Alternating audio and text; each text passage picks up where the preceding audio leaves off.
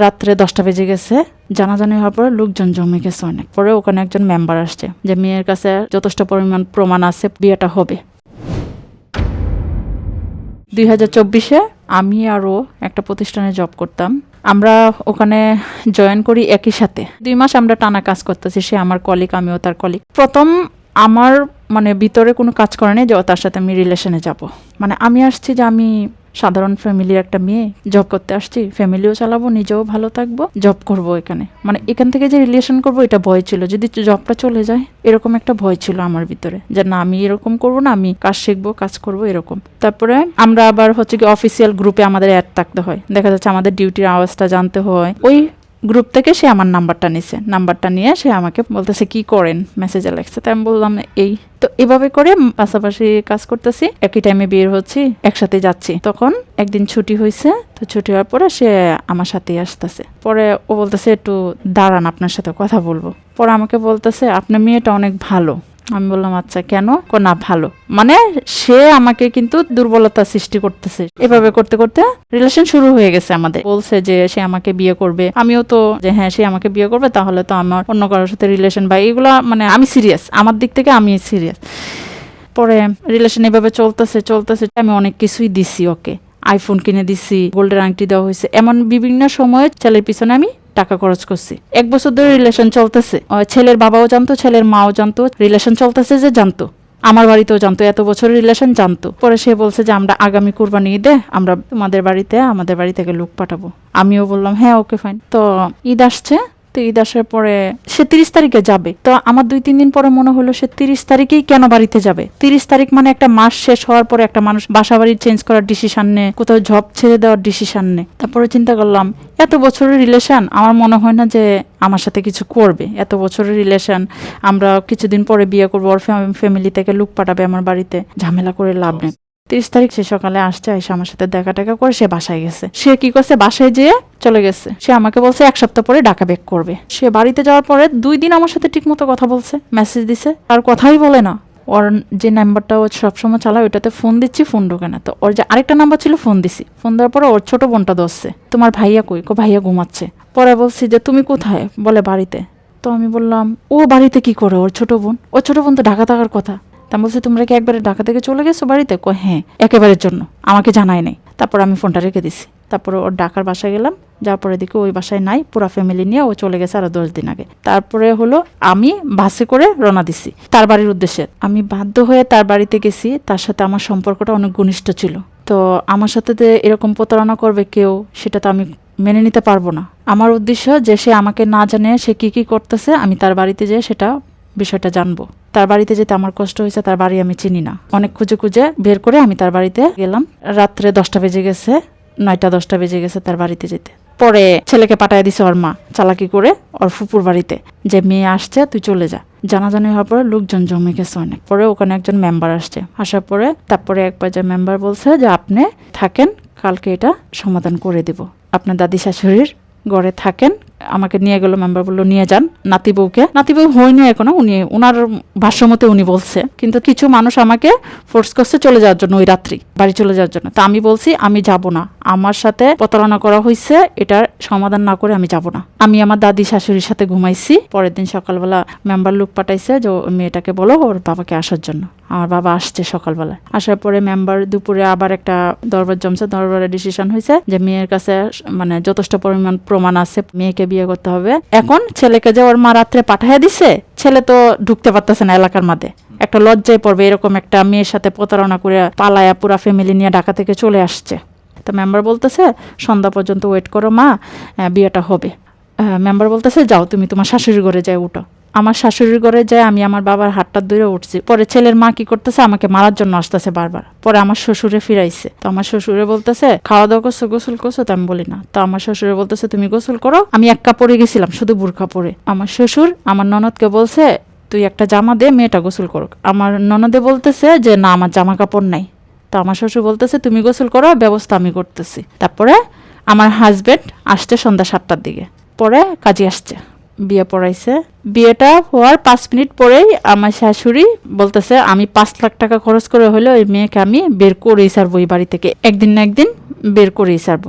তো বিয়ের পরে আমি আমার শাশুড়ির ঘরে গেলাম, যাওয়ার পরে আমার শাশুড়ি আমার সাথে কোনো কথা বলেনি। তারপরে আমি ওদের ফ্যামিলির মানে যে একটা সংসারের কাজকর্ম থাকে এগুলো করা আমি আমার মতো করে শুরু করলাম। আমি সংসার করা শুরু করলাম ওখানে। আমার বিয়ের 5 দিন পরে আমার শাশুড়ি আমার জামাইকে ময়মনসিংহ শহরে পাঠাইয়া দিছে, কোনো কাজ করার উদ্দেশ্যে পাঠাইয়া দিছে। আমার শাশুড়ির মনের মধ্যে কোনো ভালো উদ্দেশ্য করে আমার হাজবেন্ডকে পাঠায় নাই ময়মনসিংহ শহরে, কিন্তু তার মধ্যে আমার হাজবেন্ড বলছে আমি কি যাব, তুমি বলো। আমি বললাম যাও, বিয়ে তো হয়ে গেছে, এখন তো তোমার একটা কিছু করতে হবে, না হলে আমাকে গ্রামের মানুষ তোমার মা বাবা বলবে যে মেয়ে আমার ছেলেরে ঘর থেকে বের হইতে দেয় না, কাজ করতে দেয় না, যাও। আমি এক কথাই বলছি যাও, বলতেছে দুপুরে যাবো। তা আমি বললাম যাক, দুপুরটা পর্যন্ত তো ওরে আমি পামো, বৃষ্টি হইতেছে। আমি বলতেছি যে বৃষ্টি আরো বেশি হোক, তারপরেও যে তো ও যদি আজকে না যায়, মানে আমি মন্ডারে বলতেছি যে তো ও না যায়, আর মানে উপর দিয়ে বলতেছি ও যাক, যে ছেলে মানুষ কাজ করতে হবে। পরে গেছে আমার শাশুড়ি, সেদিন থেকে মুখের অত্যাচার শুরু হয়েছে। প্রথমে আমি শ্বশুরের সাপোর্টটা কিছুদিন ভালো পাইছি, পরবর্তীতে আর পাইছি না। তো আমি সারাদিন দেখা যাচ্ছে রান্না বান্না সব কিছু বাসায় কাজকর্ম আমি করতাম। আমার নিজের হাতগুলোর দিকে আমি তাকাইতাম যে ঢাকা থাকতে আমার এরকম ছিল না, আমার আমার শরীর আমার হাতগুলো এরকম ছিল না, আমি কত ভালো ছিলাম। নিজের শরীরের একটু যত্ন যে আমি ভালোভাবে নিব এটা সময় আমি পাইতাম না। আমার হাজবেন্ড যখন আসতো মাঝে মাঝে আমি বলতাম দেখো আমার, তুমি না থাকলে তোমার অবর্তমানে তোমার মা আমার সাথে মাঝে মাঝে একটু মানে এরকম আচরণ করে যেন আমি এই বাড়ি থেকে চলে যাই, এরকম বাধ্য করে উনি। পাশের বাড়ি কোনো মহিলা বা কেউ এসে যদি বলে যে আপনার বড় ছেলের বউ কই, আমার শাশুড়ি বলে আমার বড় ছেলের বউরে দেওয়া লাগবে না, আমার ছোট বউরে দেওয়া কত সুন্দর। বলতে ওই কালা বউ দেখে কি হইব। আমি এটা আমার হাজবেন্ডকে বলছি এই বিষয়টা, আমার হাজবেন্ড কোনো আমাকেও একটা সান্ত্বনা তো দূরের কথা পর্যন্ত আমার মাকে বলে নাই যে আম্মা যেমনি হয়েছে যা যেভাবে বিয়েটা হয়ে গেছে থাক, বাধ্য এটা মেনে নেও না। ওর মাকেও বলে না বা আমাকেও বলে না যে না থাক আম্মা, তোমার এইভাবে বলছে মানুষের সামনে, আমার মানুষের সামনে আমাকে এটা বলছে, এমন কালা বৌদিকে কি করবেন। মাঝে মাঝে রুমটাতে যে কান্না করতাম, কান্নাটাও আমি ঠিক মতো করতে পারতাম না। আমি 3 মাস ওদের বাড়িতে রয়েছি, আমি ঠিক মতন একটা দিন আমি তরকারি দিয়ে ভাত খাইতে পারি নাই। আমি সবার শেষে ভাত খাইতাম, তরকারি শর্ট পড়ে যেত। পরে আমার স্বামীও আমার সাথে এমন একটা সময় আসে যে আমার সাথে খারাপ ব্যবহার করা শুরু করে দেয়। ওর মাকে বলে যে লাত্তি মেরে বের করে দিবা বাড়ি থেকে। এর ভিতরে অনেক ঘটনা ওর মা ঘটায় ফেলাইছে আমার সাথে, অনেক ঘটনা যেটা আমি বলতে চাচ্ছি না। এরপরে ওর মা আমাকে প্রতিনিয়ত বলে যে তুমি ডিভোর্স দিয়ে চলে যাও। যে ওই বাড়িতে আমি গেছি, বিয়ে হয়েছে, যে আমার পক্ষ নিবে স্বামী, উল্টা তার মার পক্ষ হয়ে আমাকে বলে যে আমি ডিভোর্স দিয়ে চলে যাই। একবার না দুইবার না অনেকবারই কথাটা বলছে সে। আমার সহ্য হইতেছে না। আমার শাশুড়িকে বললাম যে আপনার অত্যাচার আমার সহ্য হইতেছে না, আপনি আমারে অত্যাচার করতে করতে আমার জীবনটারে আমার কলিজাটারে কালা করে লাইছেন। আপনার অত্যাচারে আমার আর সহ্য হইতেছে না। আপনার সন্তান ভুল করছে আর আপনি আমার অত্যাচার করতেছেন, কোন প্রেক্ষিতে করতেছেন? আমি কি ভুল করছিলাম, আমি কি অন্যায় করছিলাম? আমি আমার হাজবেন্ডকে বললাম যে আমি আমাদের বাড়িতে যাবো, আমার বাড়িতে দিয়ে আসো, নাহলে গাড়িতে উঠাই দেবো, আমি বাড়িতে যাবো। আমি আর এগুলা নিতে পারতেছি না। পরে আমার জামাই রুমে আসছে, আমারে কি করছে এখানে মারতেছে, এখানে মারতেছে, মারতেছে আর বলতেছে 1 তালাক 2 তালাক 3 তালাক। আমার শ্বশুর যে, আমি আমার শ্বশুরকে বললাম রাগ হয়ে যে আমাকে আমাদের বাড়িতে দিয়ে আসেন। আমার শ্বশুরে বলতেছে রেডিও। পরে আমি বুরকা টুরকা পরে রেডি হয়েছি। পরে আমার শ্বশুরে আমারে মানে সিএনজিতে উঠাই দিছে।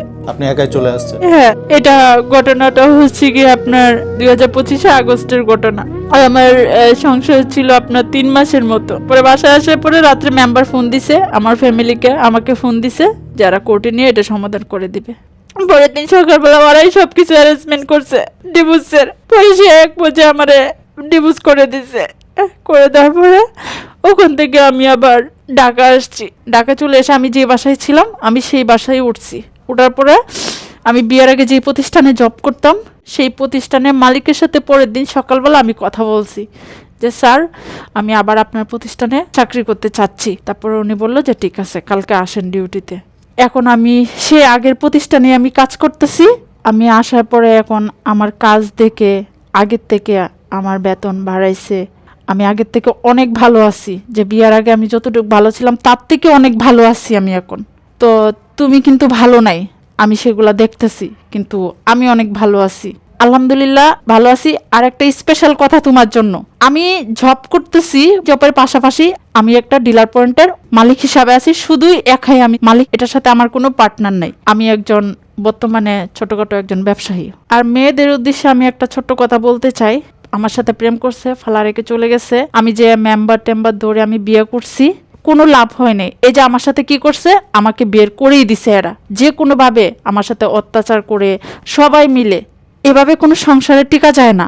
আমি একা ছিলাম, আমি একা সবার বিরুদ্ধে কয়দিন কি করব। মেয়েদের উদ্দেশ্যে আমি এক কথা বলতে চাই, প্রেম টেম না করে বাবা মার পছন্দে বিয়ে করো, এটাই ভালো হবে। পরবর্তীতে খারাপ হইলে বাবা মাকে দুইটা কথা বলতে পারবা, কিন্তু এই প্রেম টেম করে বিয়ে করলে পরে দুইটা কথা বলার জায়গা থাকে না, বাপ মাও মেনে নেয় না। আজকের অনুষ্ঠানের অতিথির গল্পটা আমাদের সমাজের অনেক তরুণ তরুণীর জন্য একটা শিক্ষা।